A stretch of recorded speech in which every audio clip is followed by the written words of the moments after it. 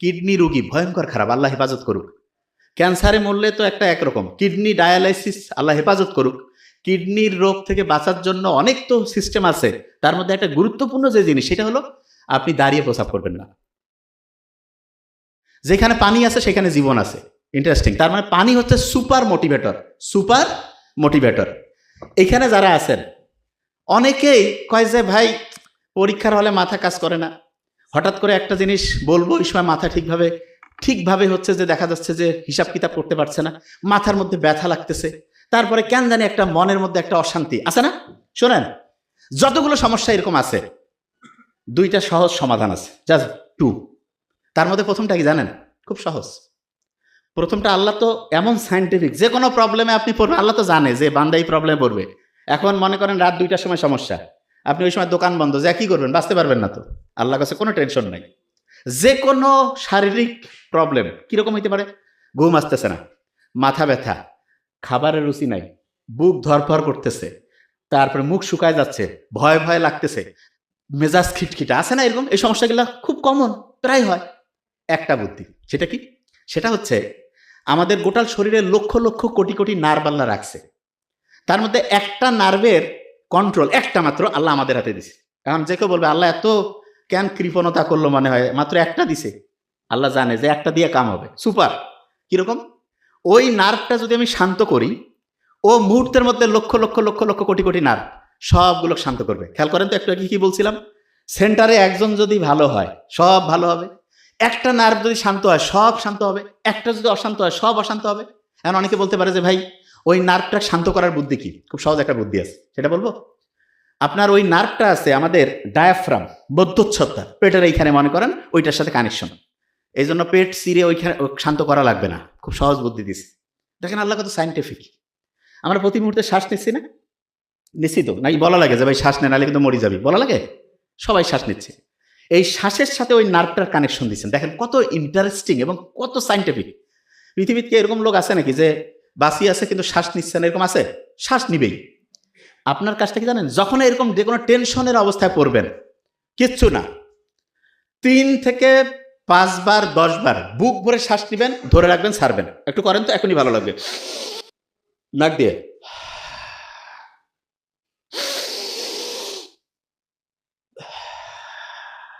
লাভটা কি? ফেরেনিক নার্ভ শান্ত হইল। সে শান্ত হয়ে চুপচাপ বসে থাকবে না, জেন্টেলম্যান সে। সাথে সাথে লক্ষ লক্ষ কোটি কোটি নার্ভকে শান্ত করে ফেলবে। এবং নার্ভগুলো যখন শান্ত হইল, বুক ধরপর কমে গেল, মুখের মধ্যে যে ওই যে মুখ শুকায় গেছিল সেটা কমে গেল, ঘুমের সমস্যা কমে গেল, মাথা ব্যথা অনেকটা কমবে। অনেকের করছে যে মাথা ব্যথা কমতেছে না, কোনো সমস্যা নেই। কুসুম কুসুম গরম পানি, একটু পাহাড়িয়া স্প্রিং সল্ট লবণ দিয়া একটু খেয়ে ফেলেন, দেখবেন ওইটা যে ব্রেইনের মধ্যে কাজ শুরু করে দিবে। কিছুক্ষণের মধ্যে দেখবেন যে আপনার মাথা ব্যথা অনেকটা ইনশাল্লাহ কমে যাবে। ক্লিয়ার? এবার দেখেন খুব ইম্পর্টেন্ট জিনিস, দিনের বেলা যদি আমি রোদে যাই, ওইখান থেকে আসলো আল্ট্রাভায়োলেট বি, রান্না হইলো, তারপরে গেল কলিজায় মানে লিভার, তারপরে গেল হচ্ছে কিডনি, যে সে কি হয়ে গেল? ওই যে ভিটামিন ডি, যেটা হচ্ছে মোটিভেটর। আচ্ছা, ভিটামিন ডি কে মোটিভেট করতে পারে, উৎসাহিত করতে পারে, কি নাম? পানি। সত্যি করে বলবেন, একদম একটা হিসাব শিখাই দেই, নোট করে রাখেন। 35 কেজি ওজনের জন্য 1 লিটার পানি লাগবে। মানেটা কি? একজনের ওজন যদি 35 কেজি হয় তাহলে তার সারাদিনে পানি খাওয়া লাগবে কতটুক? 1 লিটার। 70 কেজি হলে কত? 105 কেজি হইলে 3 লিটার। এখন এটার সাথে আপনি ক্যালকুলেশন করবেন, তার মানে পানির হিসাবটা বুঝছেন। এর মধ্যে একটু বলে রাখি, ছেলেদের একটু পানি বেশি খাইতে হয়, মেয়েদের তুলনামূলক একটু কম খাইলে হবে। আচ্ছা, এখানে একটা জিনিস বলে রাখি, অনেকের দেখানো যায় না ইউরিনের সমস্যা, বেশ করে মেয়েদের এটা বেশি হয়। খুব সহজ, বেশি করে পানি খাইতে হবে, এটা 1 নম্বর ট্রিটমেন্ট। মেয়েরা কিন্তু তুলনামূলক যেহেতু ওয়াশরুম সব জায়গায় ব্যবহার করতে পারে না, পানি কম খায়, এই জন্য মেয়েদের অনেকগুলো কারণের মধ্যে একটা বড় কারণ পানি কম খাওয়ার কারণে ইউরিনের মধ্যে ইনফেকশন হয়, এবং এই ইনফেকশনটা থেকে বাঁচার জন্য পর্যাপ্ত পরিমাণে পানি খাইতে হবে। আরেকটা জিনিস, আমরা ইসলামে যারা, আমরা যখন প্রস্রাব করি তখন কি আমরা বসে করি না দাঁড়ায়? নর্মালি বসে। এখন অনেকে কথা ভাই কি ব্যাপার, আল্লাহ এটা কেন দিল, দাঁড়িয়ে করলে কি হইতো? দেখেন বিজ্ঞানীর অবাক হয়েছে, কেউ যদি ক্রমাগত দাঁড়িয়ে প্রস্রাব করে তখন আমাদের প্রস্রাবের সাথে ক্রমাগত যেটা করতে থাকে, দাঁড়িয়ে দাঁড়িয়ে প্রস্রাব করছে, তখন দেখা যাবে প্রস্রাবের সাথে আস্তে আস্তে প্রোটিন যাবে, যেটাকে মেডিকেলের ভাষায় বলে প্রোটিন ইউরিয়া। তার মানে দাঁড়িয়ে যখন কেউ প্রস্রাব করে ক্রমাগত, তখন আস্তে আস্তে তার প্রস্রাবে প্রোটিন যেতে থাকে, এবং প্রস্রাবে প্রোটিন যাওয়া মানে আস্তে আস্তে তার কিডনির যে ক্যাপাসিটি সেটা ক্রমাগত দ্রুততার সাথে ধ্বংসের দিকে যাচ্ছে। কিডনি রোগী ভয়ঙ্কর খারাপ, আল্লাহ হেফাজত করুক। ক্যান্সারে মরলে তো একটা একরকম, কিডনি ডায়ালাইসিস আল্লাহ হেফাজত করুক, কিডনির রোগ থেকে বাঁচার জন্য অনেক তো সিস্টেম আছে। তার মধ্যে একটা গুরুত্বপূর্ণ যে জিনিস সেটা হলো আপনি দাঁড়িয়ে প্রস্রাব করবেন না। আল্লাহর নিয়ম তো মানলে দেখেন কত লাভ। আপনার হচ্ছে প্রোটিন যাওয়ার যে প্রক্রিয়া সেটা আল্লাহর রহমতে ওইটা থেকে মুক্ত থাকবেন, কিডনির কর্মক্ষমতা ঠিক থাকবে। আচ্ছা, আরেকটা জিনিস, দাঁড়ায় পানি খান কারা কারা? খান নাকি? আলহামদুলিল্লাহ, খাই না। দাঁড়িয়ে পানি না খেয়ে যে আমরা বসে পানি খাই, দাঁড়িয়ে পানি খাইলেও দেখা যায় কিডনির উপরে এটা নেগেটিভ একটা ইম্প্যাক্ট ফেলে। তার মানে ওইটা আমাদের শরীরের জন্য ক্ষতিকর। আমি বিজ্ঞান যতগুলো পড়ছি, যা কিছু বুঝি, আমি অবাক হয়েছি। শুধু কি কারণে জানেন? আল্লাহ আমাদের জন্য যেটা ভালো সেটা আমাদের শরীরের জন্য ভালো দেখে সেইটাকে আল্লাহ করতে উৎসাহিত করছে, আর যেটা আমাদের শরীরের জন্য খারাপ সেটাকে করতে আল্লাহ নিষেধ করছে। অনেকে বলে ভাই এটা কিরকম, এক্সাম্পল দিই। এবার সত্যিটা বলবেন কিন্তু। আচ্ছা, একটা এলাকায় সবাই 4-5 জন মিলে একসাথে হইলেন, সমালোচনা করতে কেমন লাগে? সত্যি কথা বলুন, খুব মজা লাগে, ঠিক না? সমালোচনা করলে সবাই খুশি, হ্যাঁ কি হয়েছে রে, কত দেখি। আচ্ছা, ইসলাম এই যে গীবত করা, সমালোচনা, এগুলাকে কি উৎসাহিত করছে না নিরুৎসাহিত? তো অনেকের মাথায় যে এটা আল্লাহ কেন করলো, শুনেন। এই ব্রেইনের মধ্যে কোনো কারণে যদি ভূমিকম্প হয়, কি হয় বলেন? ভূমিকম্প। তাহলে এটা কি ব্রেনের জন্য ভালো না খারাপ? খারাপ। এই নর্মালি ঢাকায় ভূমিকম্পের ভয় সব পালাইছে না, আর আপনার ব্রেইনে ভূমিকম্প, ব্রেন থেকে পালা যার পাবেন, তাই তো নিজে শেষ। ব্রেইনে যদি ভূমিকম্প হয় তাহলে দেখা যায় যে ব্রেইনের যেই জায়গায় যে যে জিনিস রাখছেন, আচ্ছা আমি সহজ করে বলি, ভূমিকম্প হলে এখানে সব কি এরকম থাকবে না, ওলট পালট হয়ে যাবে? তাই ব্রেইনে আপনি যে যে জিনিস রাখছেন, ভূমিকম্প হলে কি ওই জায়গায় থাকবে না, ওলট পালট হয়ে ভাঙচুর হয়ে সব ধ্বংস হয়ে যাবে? ধ্বংস হয়ে যাবে না? আচ্ছা, এখন অনেকে যে ভাই ব্রেইনের ভূমিকম্প টের পাবো কি করে, শুনেন, খুব ইম্পর্টেন্ট। ব্রেইনে ভূমিকম্প হয়েছে কিনা এটা বোঝার একটা ইন্টারেস্টিং পয়েন্ট আছে। কি পয়েন্ট? একটা রাসায়নিক উপাদান আছে যার নাম হচ্ছে ডোপামিন। কি নাম?